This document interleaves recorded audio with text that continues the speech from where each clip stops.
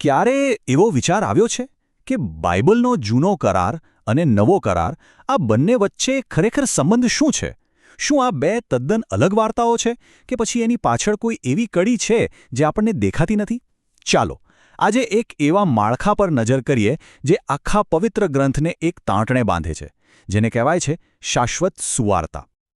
તો સવાલ એ છે કે નિયમ, સુવાર્તા અને પ્રકટીકરણ આ બધાને આપણે હંમેશા અલગ અલગ જોતા આવ્યા છીએ. પણ શું એવું બની શકે કે આ બધું એક જ મોટી સુસંગત વાર્તાનો ભાગ હોય? ચાલો ને આજે સાથે મળીને આ અદ્ભુત અને છુપાયેલી પેટર્નને શોધી કાઢીએ. ઠીક છે, તો આ જોડાણને સમજવા માટે આપણે સૌથી પહેલા એ 3 ભાગના માળખાને સમજવું પડશે. આ સમજણ જ આખી વાતનો પાયો છે. એકવાર આ સમજાઈ ગયું એટલે આખું ચિત્ર એકદમ સ્પષ્ટ થઈ જશે. સારું, તો આ સ્લાઇડ પર જરા ધ્યાનથી નજર કરીએ. આ આપણા આખા વિશ્લેષણનો પાયો છે. જુઓ, અહીં 3 મુખ્ય તબક્કાઓ છે. પહેલો છે જૂના કરારનો નિયમ, જેનું મુખ્ય કામ શું છે? પાપ શું છે એ બતાવવાનું.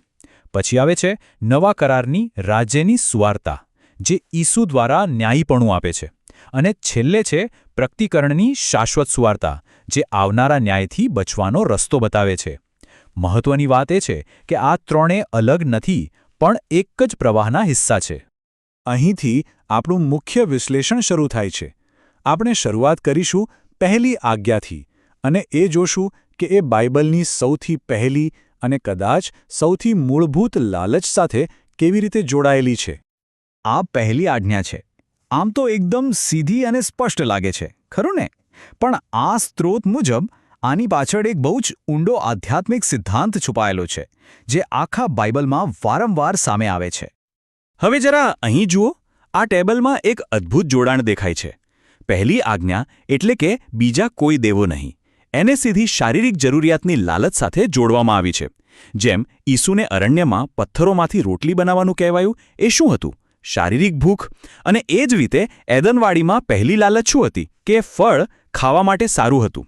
આ બંને એક જ વાત છે, દેવના શબ્દ કરતાં શારીરિક જરૂરિયાતને વધારે મહત્વ આપવું.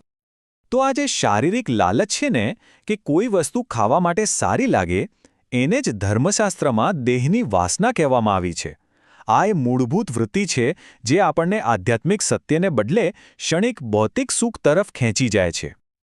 ચાલો હવે આગળ વધીએ બીજી આજ્ઞા તરફ અને જોઈએ કે આ પેટર્ન કેવી રીતે આગળ વધે છે અને આપણને એક તદ્દન અલગ પ્રકારની લાલચ તરફ લઈ જાય છે.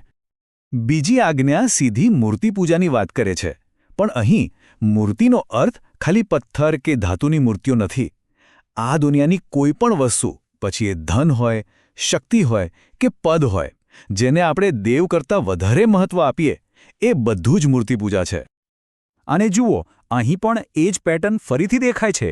કોઈ મૂર્તિ નહીં. આ આદેશ દુનિયાના વૈભવ અને શક્તિની લાલચ સાથે જોડાયેલો છે. શૈતાને ઈસુને શું કહ્યું? મને પ્રણામ કર તો આખી દુનિયા તારી. અને એદનવાડીમાં ફળ કેવું હતું? આંખોને ગમે તેવું. આ દ્રશ્ય આકર્ષણ, દુનિયાવી વસ્તુઓ પાછળની દોડ, એ જ તો છે મૂર્તિપૂજાનું મૂળ. આ જોડાણને આંખોની લાલસા તરીકે ઓળખવામાં આવે છે. આનો મતલબ ખાલી સુંદર વસ્તુઓ જોવાની ઈચ્છા નથી, પણ દુનિયાની શક્તિ, પદ અને વૈભવ મેળવવાની તીવ્ર ઈચ્છા છે. એવી વસ્તુઓ જે દેખાવમાં બહુ આકર્ષક લાગે, પણ હકીકતમાં આપણને સાચા રસ્તાથી ભટકાવી દે. સારું, તો હવે આપણે આ પેટર્નની ત્રીજી અને છેલ્લી કડી પર આવી ગયા છીએ. આ દેવના નામ અને તેમની સત્તાની પવિત્રતા પર કેન્દ્રિત છે. દેવનું નામ વ્યર્થ ન લેવું. આનો અર્થ શું? ખાલી નામ બોલવાની વાત નથી. આ તો એમની સત્તાને પડકારવા, એમના નામનો દુરુપયોગ કરવા સામેની ચેતવણી છે. આ અભિમાન અને ઈશ્વર નિંદાની લાલચને સમજવાનો પાયો છે. હવે આ જોડાણ થોડું ગહન છે, એટલે જરા ધ્યાનથી સમજીએ. દેવના નામનો દુરુપયોગ ન કરવાની આજ્ઞા દેવની પરીક્ષા લેવાની લાલચ સાથે જોડાયેલી છે. ઈશુને લલચાવવામાં આવ્યા કે નીચે પડતું મૂક અને સાબિત કર કે તું દેવનો દીકરો છે. મતલબ કે દેવની શક્તિને ચકાસ. અને એદનવાડીમાં શું હતું? ફળ જ્ઞાની બનાવવા માટે ઇચ્છનીય હતું. દેવ જેવું જ જ્ઞાન મેળવવાની ઈચ્છા. આ બધું એક જ વાત છે, દેવની સત્તાને પડકારવી. અને આ થીમનો સાર છે જીવનની બઢાઈ. આ ખાલી ઘમંડ નથી, પણ એનાથી પણ ઊંડું છે. આ દેવ જેવા જ્ઞાની બનવાની ઈચ્છા છે. એવો પ્રયત્ન જેમાં માણસ પોતાને દેવની જગ્યાએ મૂકી દે, એમની સત્તાને પડકારે. આ જ તો અભિમાનનું મૂળભૂત પાપ છે. તો અત્યાર સુધી આપણે 3 આજ્ઞાઓ અને 3 લાલચોની એક સચોટ પેટર્ન જોઈ. પણ હવે સવાલ એ છે કે આ બધું જોડાય છે ક્યાં? આ બધાનો સાર શું છે? ચાલો હવે જોઈએ કે આ બધું એક જ ઈશ્વુ કેન્દ્રિત વિચારમાં કેવી રીતે બંધ બેસે છે. અને જવાબ અહીં છે. આ જ છે એ આહા ક્ષણ. જરા ધ્યાનથી જુઓ. આ સ્ત્રોત શું કરે છે? એ જૂના કરારના વચનને ઈસુના દૃષ્ટિકોણથી ફરીથી રજૂ કરે છે.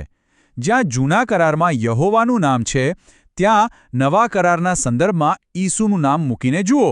બસ આટલું કરતાં જ જૂનો કરાર અને નવો કરાર બંને એક થઈ જાય છે. તો આનો મતલબ શું થયો? મતલબ એ કે આ આખી પેટર્ન, આખું માળખું એ આવનાર દીકરા માટે પણ હતું અને આવેલા દીકરા માટે પણ છે. 2 અલગ અલગ વાર્તાઓ નથી, પણ એક જ વાર્તાના 2 ભાગ છે. એક જ એકીકૃત શાશ્વત સુવાર્તા જે ઈસુમાં આવીને સંપૂર્ણ થાય છે. આખી વાત આપણને એક બહુ મોટા સવાલ પાસે લાવીને ઊભી રાખે છે. જો નિયમ, સુવાર્તા, પ્રકટીકરણ આ બધું એક જ શાશ્વત સંદેશનો ભાગ હોય અને એ બધું જ ઈસુ તરફ દોરી જતું હોય, તો પછી એ અંતિમ ગંતવ્યનો આપણા સૌના જીવન માટે શું અર્થ થાય? આ એક એવો સવાલ છે જેના પર વિચારવું રહ્યું.